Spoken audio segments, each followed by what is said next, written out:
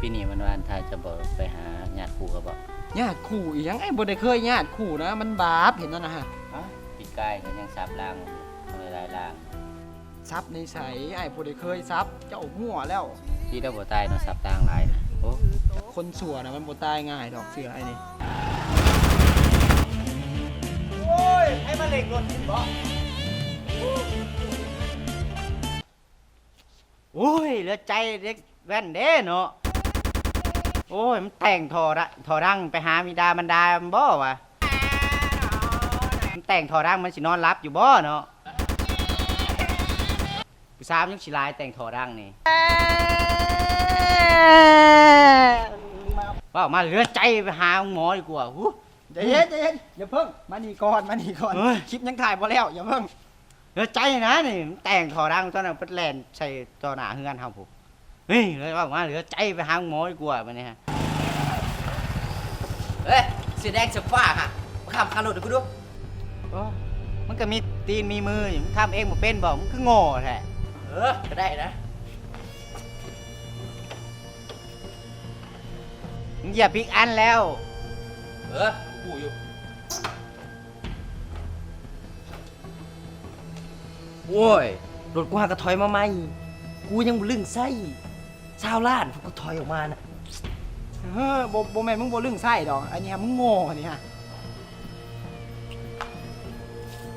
กินมึงด่าใครกินเนี่ยด่ามึงกันแล้วมึงบอกน้ำไผ่กินเนี่ยก็ว่าน้ำมึงอ่ะแหละอ๋อมึงว่าอะไรไผ่คุ้มอยู่นี่นะไผ่กูนี่คุ้มนะมึงคุ้มยังคุ้มเด็กน้อยดิว่านี่ซื้อกินกับนมกันอยู่โอ้จะญาติเนาะมึงว่าอะไรรอดสี่นะหูรอดสี่อ่ะมึงหูบ่เลยนี่หูหรือบ่หูหูจื้อไว้1 คน2 3 คน4 คนน่ะตะกล้องตั้งเด็กจับไม้น่ะพวกบ่มีปัญญาแต่งรถคือกูอ่ะจื้อไว้ด้วยหนีไปกูหนีอยู่แล้วโอ้ขาขาดเลยไอ้2 คนมาซอยเขานี้โอ้ยยากนี่มันนี่แหละเอาในไรกับมันดีนี่ใบโทรห้องหน่วยมาปัวดีกว่า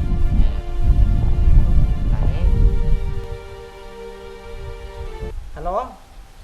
โตมึงอยู่ไสเด็กน้อยรถเจือกนี่บอกว่ามึงบ่พามากก็ได้มันบ่ได้เจ็บแฮงแม่นแขนขาดขากระหักอ่ะถือว่าเป็นตับกับใส่ติ่งอีกเจ้าหน่อยยังมาก็ได้บ่เป็นหยังดอกทุกผู้นั่งเผามันก็ได้เด้หมอมามาเลยมาซะหมอนี่เนาะเป็นได้เนี่ยฮะเป็นเด้ยกล้ออะไรอยากยกล้อเฮ้ยโดดขึ้นรถเด้มันโดดขึ้นล็อกวันเราเท่นะเราโดดเจ็บแห้งบ่กันนี่เด้นอนคนอยู่นี่แหละโอ้นี่แหละพวกเด็กแว่นมันมาขี่รถไว้นั่นนี่แหละนี่เห็นบอกสุดท้ายเลยเป็นภาระเป็นผิดกระโมเนี่ยยากบ่ได้แบบนี้เห็นบอกยากชุกงูแหละต้องห้องมึงมาสอนเนี่ยดีแต่ยังมีหมู่เป็นหมอเนี่ยอ้าวอันไหนโมเมนต์พี่คนพี่โอ้บ่โมเมนต์น่ะยังว่าหมออะไรเนี่ยหมอใดๆวะบ่เห็นเด้ของเห็นคือว่ามันโทรนำมามันเจ็บแล้วเจ็บเด้หมอบอกเคยเห็นเด็กแว่นบันไดหมอเหยียบมือเขาเจ็บนี่คือได้เจ็บแห้งบ่เจ็บแห้งเลยเจ็บขากับเจ็บแขนหรือเจ็บหางนำบ่เขาด่านะเจ็บแห้งบ่โอ้ยเป็นได้อาการนะเราให้หมอฟังดูคือเป็นนั่นนี่เด็กแว่นเขาบอกให้เว้าบอกอยู่เดี๋ยวให้มันเว้าก่อนเป็นได้อาการนะแบบมันไผบอกให้มึงเว้ามันเป็นอะไรอาการนะเขาขี่รถมาเลยเขาเบรกใช่เขาไผบอกมึงเว้าอยู่คำจังหน่อยสมองมันสิเคลื่อนนะมันคำพอแล้วกบมาบอกน้องในนี่นะบอกยังเอาทำใหญ่เอาคนจะเผื่อมันเอามาบอกน้องกบมาบอกน้องกูบ่ได้บอกให้มึงมาข่ามันใช้บอกว่าให้เอาก้อนหินมาถูกหัวมันกูบ่ได้บอกกูบอกให้มาบอกมาคำแซงวะยุบกองเลิกต้นกูมาซอยมึงแล้วเขายุบกองแล้วเขาสิเมื่อกินข้าวแล้วไอ้กบบดเถอะดิบดอีกอย่างให้บ่เห็นหูเรื่องเลย